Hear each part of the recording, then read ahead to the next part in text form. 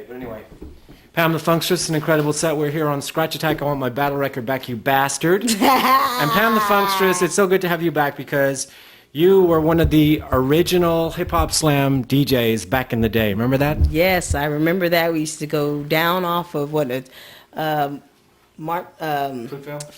the bumpy ass strip. We used to be downstairs in a little cubby hole, and boy, those were the days. And that was for the TV show HipHopSlam on Soul Beat with our friend Chuck Johnson. You ever watch Night Doggy on there? No, I don't get Soul Beat. You don't? I live in Hayward, so. Oh, that's right. Okay.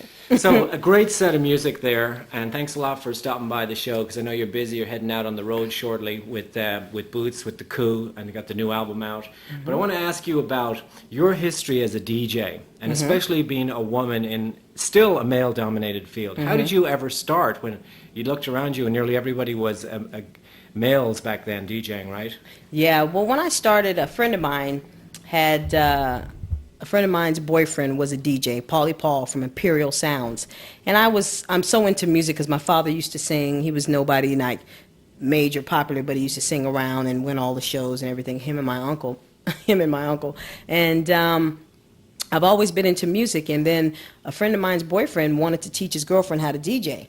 So she didn't want to learn, so I told him I want to learn. So back in the day when I first started DJing, that was in 84, 85. I DJ'd.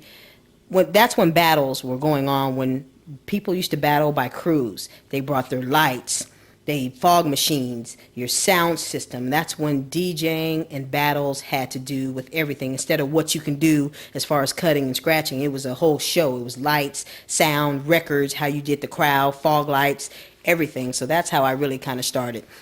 And then, sorry to cut you off, but when I first started, it wasn't really no female DJs, but there was Jazzy Joyce back in the day. But it wasn't like she was on our West Coast to really represent.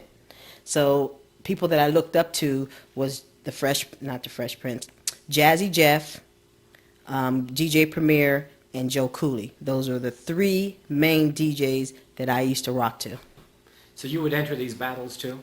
I would enter the battles, but I would be a surprise. So in order for them to win, my song was It's Time.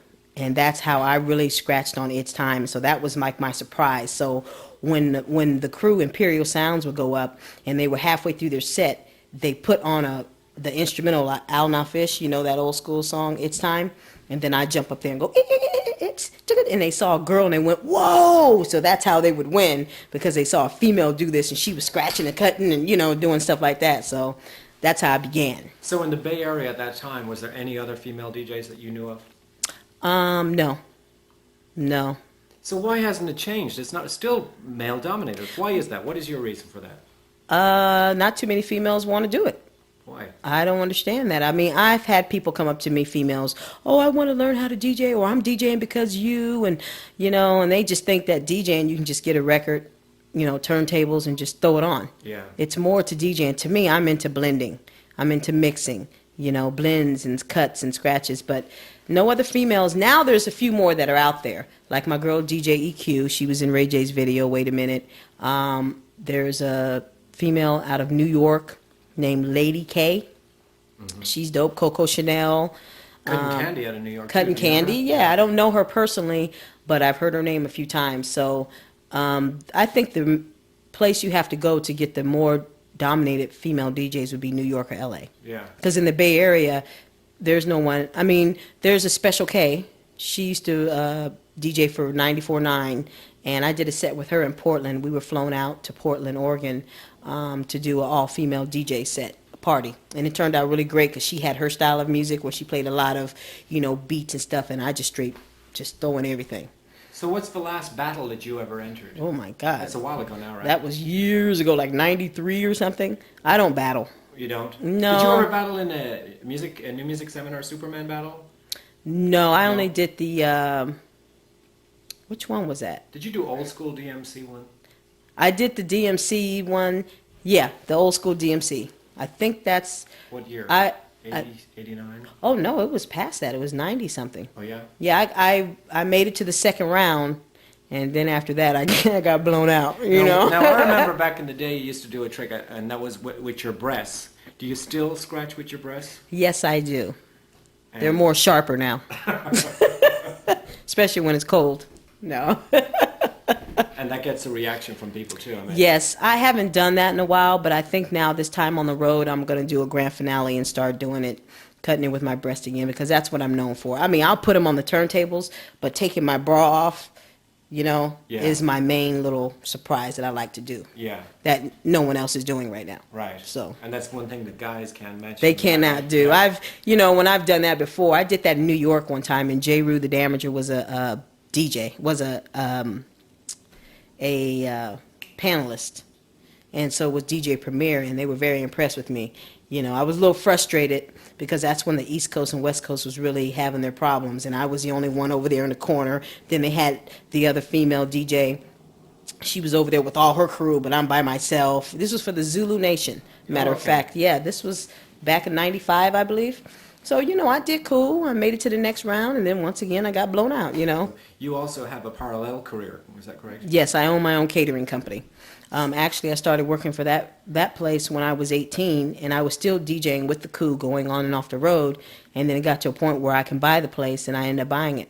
So you went to culinary school and became a chef?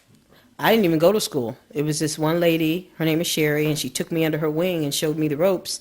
And ever since then, I've just taken over, and now I've owned the business for the past 3 years. So you cook everything? I cook Desserts, everything. Entrees? We do entrees. We don't do a lot of desserts. We used to do wedding cakes. We don't do those anymore. So I do strictly weddings. I'm a caterer for weddings, bar mitzvahs, parties, graduations, anything. But we specialize in weddings. We work 6 months out of the year pretty much. So that's why in the summertime, I don't really have any time to do anything because people get married every weekend, Saturday and Sunday. Like right now in the winter, it's okay for me.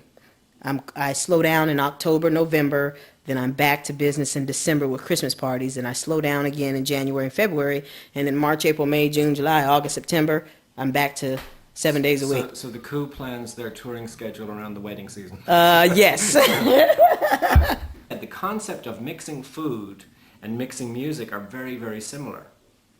Well, yeah, you got to use a light touch. You got to know when to come in and when not to, when to put your spices in and how much, So DJing is pretty similar. You're mixing, you're blending,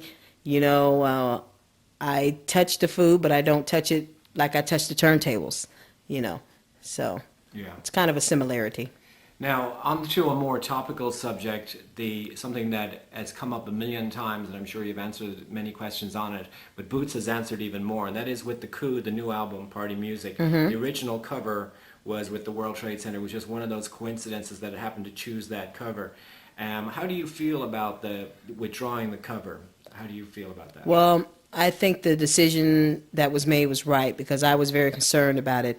When we went to New York to take that picture, which was like in June or July. Oh, so it was actually taken, because I thought it was all Photoshopped. No, we went to New York and took the picture. Then they did whatever they had to do with the computer. Victor Hall took our picture. He lives in New York now. And when I heard about the World Trade and how it was what happened, it didn't hit me until I saw it on TV. And then I called New York and it was like, yo, I know you're going to take the cover down because I can't this is not funny anymore. Right. It's not funny. Too many lives were lost and the world has changed due to that. So I think the decision was right. I know Boots has his own, feeling about the whole thing. He wanted to pull it too. It wasn't like he didn't want to. Right. But at the same time, he has a reason why he wanted to keep it, But as far as Pam the Funkstress, I couldn't go on with that because it was too serious of a tragic. It'd be different if our album came out in June and then this happened. You know what I mean? Then I won't feel as bad because, we already took the picture, months ago. Right. But it's too odd to even if anyone has seen the cover, it's been in a couple of magazines. It's in the Fader magazine. It was in the Spin magazine with Kurt Cobain on the cover. It's actually made it to Playboy magazine. Really? Someone told me it was in Playboy.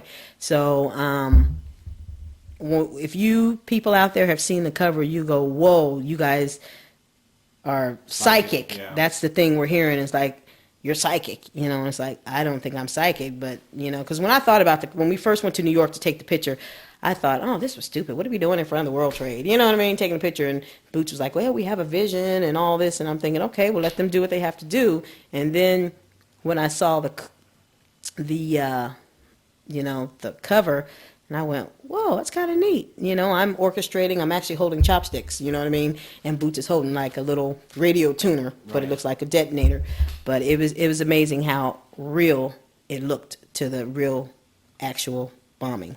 So how do you think now? The album is just out, right? It's coming out Tuesday, November 6th. November 6th, it's in stores. How do you think that it has affected? Do you think it's a good or a bad thing in terms of all this publicity? Because I know there's been a lot of sort of confusion, like not all the media got their story right. Right. Well, first of all, you get those people that sit on the internet and have nothing to do with themselves, and they want to make a comment. Right. Because I've went through to the webpage, 75 Arc's webpage, and saw some of the comments that these idiots write out there. Oh, you guys have no heart. How do you say you're down with America? First of all, if you don't know the coup, you don't know. Like some of the stuff that I read, you could tell these were internet nerds that were sitting on the internet doing nothing and just wanted something to talk about. We've been blasted from everywhere. We've been on MTV, CNN. Someone called me and said we were on CNN, and that just really blew my mind. KMEL has talked about it. You guys have talked about it, and it's like, it's a good thing as far as us being noticed and being seen, but I don't want to be seen like that, as having the cover of the World Trade. Right. I want to be known as having a good album, and the coup is finally blowing up. And one of many albums. This is just the latest. This is just the latest. I think out of all the albums that I've been involved in, my favorite album is Genocide and Juice. Yeah. My favorite album is Genocide and Juice. And then I'm not sure if I want to put Kill My Landlord next or Party Music next. Yeah. Because Boots really put a lot of time into this album. I stressed after Genocide and Juice, and I've kind of, was hanging with Boots, and he does mostly all the beats. I co-produced 2 beats on the last album. But it's like we needed more up-tempo stuff because, it's cool to have slow music and that, but if you want to be played on the radio or in the club, you've got to have up-tempo. And I was giving Boots my perspective as a DJ, that I don't want to play slow stuff. What are people going to dance to? They want some up-tempo things. So this album, Boots has made a lot of the songs up-tempo, which is kind of cool. Well, we want to finish out here by playing a track from one of the albums, one of your tracks, of course. We did play the one-off Party Music already on this show, so think about that. And I just want to let people know that the Coup are on tour as of this week. For the next 2.5 weeks, they'll be touring up and down the West Coast into Canada, and we'll be back in the Bay Area at the Fillmore Auditorium on the, 21st. The 21st. And that's with Farside and Hyro. Wow. So that's going to be nice. We're going to LA before that, but we're going to end our tour on the 21st with Hyro and Farside at the Fillmore. And after Thanksgiving, we shoot to the East Coast with Spooky. Wow. That's yeah, great. so it's kind of neat to, I want to give props to our publicist, Girly Action. They're doing a great job. We've been blasted, shown in all the magazines. And to make it to Playboy, that's I don't read Playboy personally. This man that knows me came up to me and said, hey, I was in the lunchroom and I just happened to see your cover. You had a good article. We've been in the Vibe and the Source we're in. And so we're getting a lot of more, a lot of more publicity, and I give Girly Action, props for putting us out there the way we're supposed to be seen. We're supposed to be seen everywhere. Yeah. You know what I mean? And I'll give 75 Arc their props too. Okay. And also too, I'll give you props, the Coup, Pam the Funkstress, of course, but the Coup is a group, because how many hip-hop groups are still around after all these years? In this day and age, people don't last that long, so to be still around is a great thing. Yes. Question before you go. E-Roc, where is he these days? People ask about E-Roc. I haven't talked to E-Roc in a long time. I seen him one time. I think that was during Still This Album. I seen him somewhere, but from what I understand, he's still a longshoreman making all the money. Yeah. Yeah, so he's a longshoreman. He's got, I think, 3 or 4 kids. He's married, and, so I guess he's just doing the family thing. Okay. This, for me, is kind of, I don't want to say this is my last album, because I love music, and I won't never stop DJing. I could be 50 and still cut. All right. You know what I mean? All right. But it's to the point where sometimes, after a while, you get older, and it's just, I don't know what to say. What about a solo album? Weren't you working on one? Yes, I'm working on one. You I'm are. gonna take my stuff on the road with me so that I can finish. I have some beats already done. It's just a matter of getting the people that I want on there. I'm working with the Daughters. I'm working with Sherry Stack of Grip, which is Silky, Mahassan from Hobo Junction. I'm trying to get Muhammadia and Medusa right now. So if I get them, and a couple of other female acts, then I think I'll have it, because I'm trying to put an all-female compilation out. Right. That's my whole thing to do, and I wanted to keep it Bay Area, but there's not too many female Bay Area rappers anymore. Besides, the Daughters, Mystic is out, Mahassan, Sherry Stack of Grip, aka Silk. I mean, I don't know anyone. There's a lot of females rappers, but not everyone can really come to the mic and produce. Okay, but if we hear of any, we'll send them your way. Send them my way. Okay. Pam the Funkstress, thank you very much for coming in on Scratch Attack. I want my battle record back, you bastard. You can't have it back, you bastard. And what song you want us to go out on? Which Pam the Funkstress track off one of the Coup albums? Which one? Why don't you play the one off of Genocide and Juice? This got it. one's a girl. Okay.